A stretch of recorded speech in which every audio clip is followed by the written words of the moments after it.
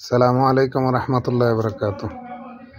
বাংলাদেশের সবার কাছে আমার প্রশ্ন, এত বড় বড় সেলিব্রিটি, খেলোয়াড়, তারপর এই বাংলাদেশের মানবতার ফেরিওয়ালারা যখন স্টুডেন্টদেরকে যখন গুম হত্যা করছে তখন ওনারা কই ছিল? এখন ওনারা যে মানবতার ফেরিওয়ালারা প্রবাসীদেরকে বারবার রিকোয়েস্ট করতেছে রেমিটেন্স পাঠানোর জন্য।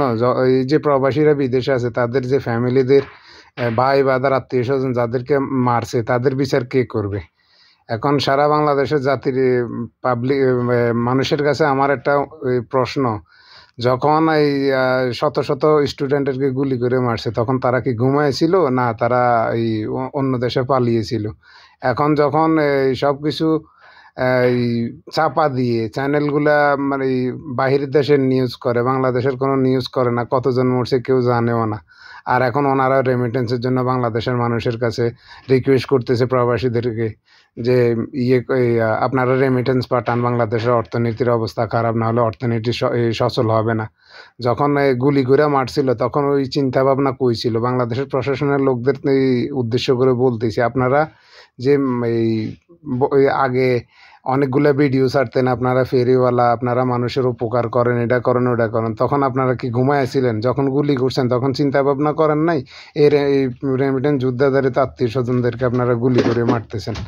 আর এখন প্রবাসীদের কাছে হাত জোর করে চাইতেছেন টাকা, রেমিটেন্স পাঠাও, রেমিটেন্স পাঠাও।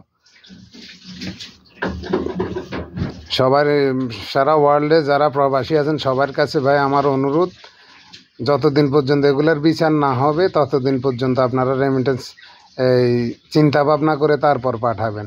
কারণ আমরা এর বিহিত চাই, বিচার চাই। এবং প্রবাসীদেরকে যে এয়ারপোর্টের মধ্যে হয়রানি করে, বাংলাদেশের পাসপোর্ট বলেন, এই দূতাবাস বলেন, প্রত্যেকটা জায়গার ভিতরে বাংলাদেশিদেরকে হয়রানি করা হয়, ঘুরতে হয় দুয়ারে দুয়ারে ঘুরতে, তখন তো আর ওনাদের ওই চিন্তা ভাবনাটা থাকে না যে প্রবাসী টাকা দিয়ে তো ওনাদের বেতন চলে। ওনারা বারবার ওই বলে যে প্রবাসীরা এই করছে ওই করছে, প্রবাসীদেরকে তো মন্ত্রী মিনিস্টারে মূর্খ বলে, গালি দেয়, আমরা নাকি কামলা দিই বাহিরে। আর ওনারা কি করে? এই কামলাকে বেতন দিয়ে তো ওনাদের বেতন চলে। প্রবাসীরা যে রেমিটেন্স পাঠায় এটি দিয়ে তো তাকে বেতন চলে। ভাই আপনাদের কাছে অনুরোধ, সরকার এগুলোর বিচার না করলে আপনারা রেমিটেন্স দিবেন না।